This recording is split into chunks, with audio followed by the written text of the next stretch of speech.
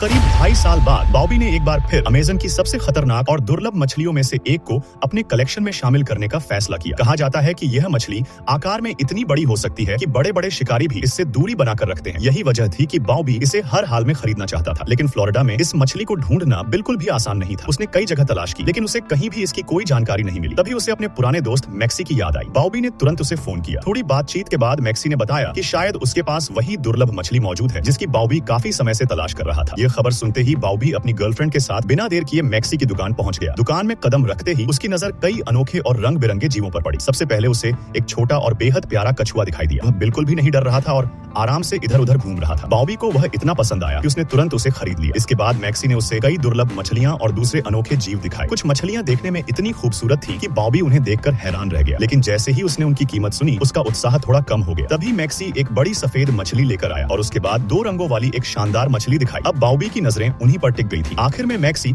उसे वही खास मछली दिखाने ले गया जिसके लिए वह इतनी दूर से आया था। मछली करीब 20 इंच लंबी थी और देखने में बेहद शानदार लग रही थी। लेकिन जब बॉबी ने उसकी कीमत पूछी तो पता चला कि उसकी कीमत $4,999 है। यह रकम काफी ज्यादा थी, लेकिन बॉबी उस मछली को छोड़ना नहीं चाहता था। इसलिए उसने अपनी कई महीनों की बचत खर्च करके आखिरकार उसे खरीद लिया। घर पहुंचने के बाद उसने नई मछली को बड़े ध्यान से अपने एक्वेरियम में छोड़ा। अब उसे उम्मीद थी कि नया सदस्य बाकी मछलियों के साथ आराम से रहेगा। तभी उसकी गर्लफ्रेंड का दिया हुआ एक सरप्राइज गिफ्ट भी पहुंच गया। जैसे ही उसने डिब्बा खोला, उसके अंदर से एक और अनोखा जीव निकला। उसे देखकर बॉबी भी हैरान रह गया, क्योंकि वह खुद भी नहीं पहचान पाया कि यह कौन सी प्रजाति है। आखिर में उसने उस नए मेहमान को भी अपने एक्वेरियम में जगह दे दी और इस तरह उसका कलेक्शन पहले से भी ज्यादा शानदार और दुर्लभ बन गया।